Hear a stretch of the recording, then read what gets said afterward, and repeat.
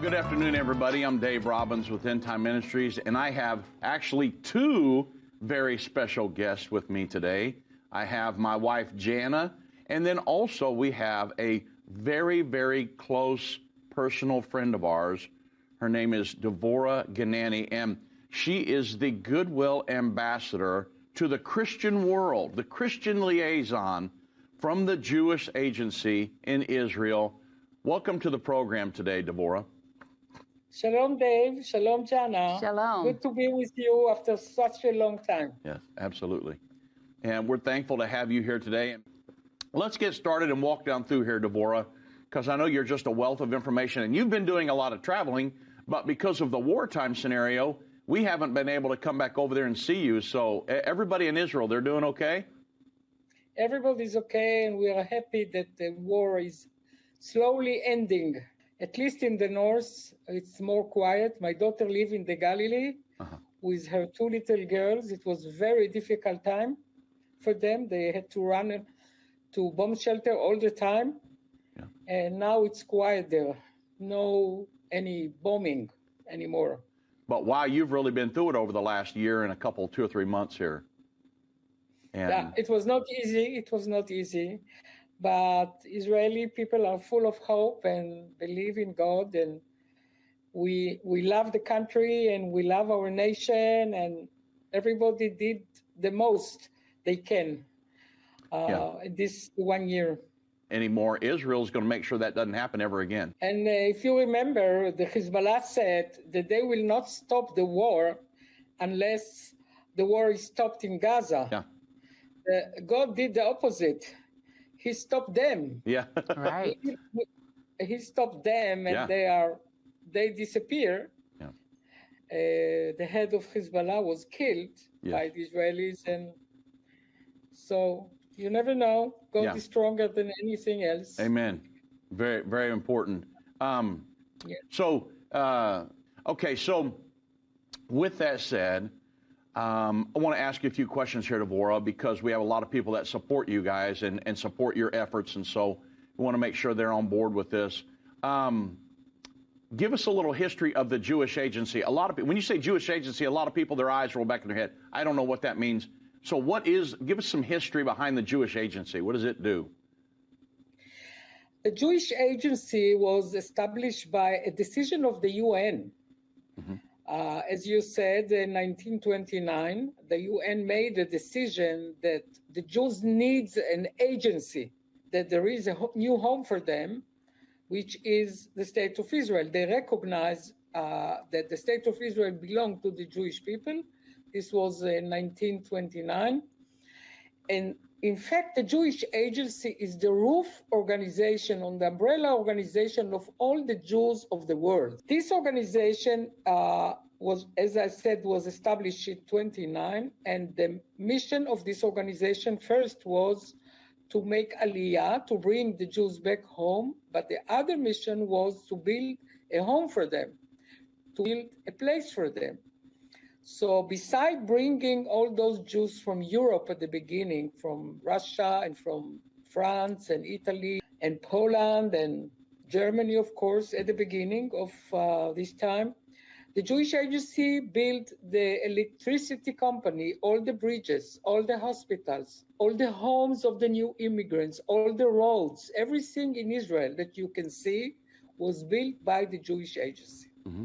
That's a direct fulfillment of Bible prophecy. Ezekiel 37, all those years ago, God prophesied, I will bring my people back who've been scattered from all over the nations. I will bring them back. So we're living through, you're living there, but we're living through the fulfillment of a Bible prophecy over a 2,000, almost a 2,500-year-old Bible prophecy. And so was that the Jewish Agency that had a role in going and warning people to leave prior to World War II? I don't think so. Okay. Not that I know. I don't know so. Okay. I know many Christian organizations did it. Mm-hmm.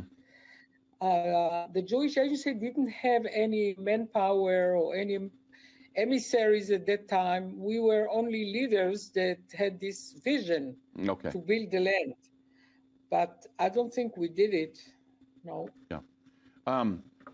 So there were Jews that were making Aliyah back to Israel prior to World War II and even during World War II. Sure. And my parents, for example, my father came from Hungary, 1938, as a sailor on a boat from Hungary. Mm-hmm. And my mother came from Kiev, Ukraine, through Syria. Sure, there was big Aliyah before 48. Yes. Yeah. Before the state of Israel was established. Yes. Yeah. So I know that the Jewish Agency helped to, they were created to help Jews make Aliyah back to Israel. And so the Jewish Agency responsible for much of the birth of the nation of Israel, which we know is a fulfillment of Bible prophecy. How was the Jewish Agency responsible for the birth? Is it just that they helped Jews make Aliyah, or were they involved in like the United Nations partition plan, or what? They were the first government. Before there was government in Israel was the Jewish Agency. Mm-hmm. The head of the Jewish Agency was David Ben-Gurion. Mm-hmm. And from his seat as the head of the Jewish Agency before 48, he announced the birth of the State of Israel from his office at the Jewish Agency. Mm-hmm. So he was the first chairman of the Jewish Agency, and from this seat, the first prime minister of the State of Israel.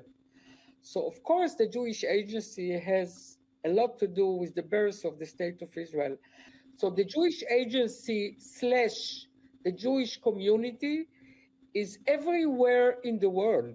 We exist. First, it was a Jewish community that then became the Jewish Agency, which is. And are they solely, so is all the Jewish Agency then, are they devoted to getting Jews to come back to Israel, or so that's the main goal, but also they're helping run Jewish communities throughout the world? Both. Okay, yeah. First of all, there is a law of return that says that every Jew that Ben-Gurion established, every Jew that wants to come, make Aliyah, wants to return to the Holy Land, to Israel, the government and the state of Israel must bring him by law. Mm-hmm. So this is one aspect. Another aspect is, of course, to take care of those Jews who are remaining in their places. Yes, we have very close relationship with every community in every city in the world. Mm-hmm. Do the Jews around the world that are not living in persecuted regions, is it their goal to get their kids and things to come to Israel, or are they pretty much content, like let's say the ones here in the United States, they're pretty much content to live here under a realm of safety there? We have a lot of activity for Jews wherever they are, which is around the state of Israel and around the Jewish culture and religion. So we have Sunday schools, we have events in the holidays, and one of our main goals is to keep those communities connected to Israel. And this is one of our main goals, Aliyah, and be connected to the state of Israel.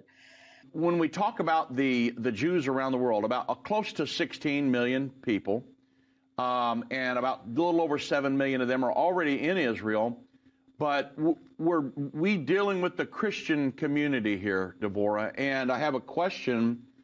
Why should a Christian church or a Christian individual, why should they want to help a Jew make Aliyah back to Israel? Can you answer that question for me? I see the passion that those Christians has to the land and to Israel, but the Bible say it in many, many places that you, the non-Jews, will carry our daughters on your shoulders, mm-hmm. bring them back home. Mm-hmm. It says many, many places. There are many, many Christian leaders that are teaching this all over the world. And I'm just helping them to come to Israel and to see that the prophecies are happening. You've been going a lot of places. You just got back from Korea, over the last several months or something like that. You've traveled over there. So it's not just the United States. There are a lot of people that are helping Jews make Aliyah back to Israel, right? Right. Now there is a new movement in Korea, even in China and Japan, helping us.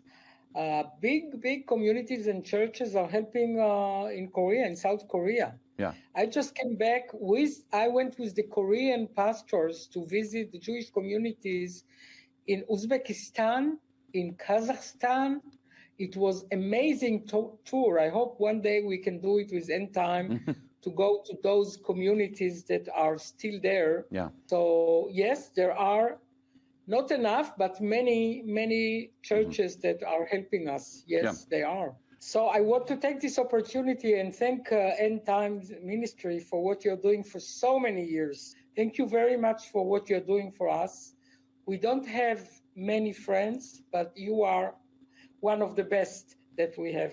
But I want to tell everybody, we love Israel, we love Devorah, we love Aliyah, we love everything that's going on, and we support them heavily. And we're all on the same team here because it's a relationship. We love these people, and we're going to help them all the way through the end time.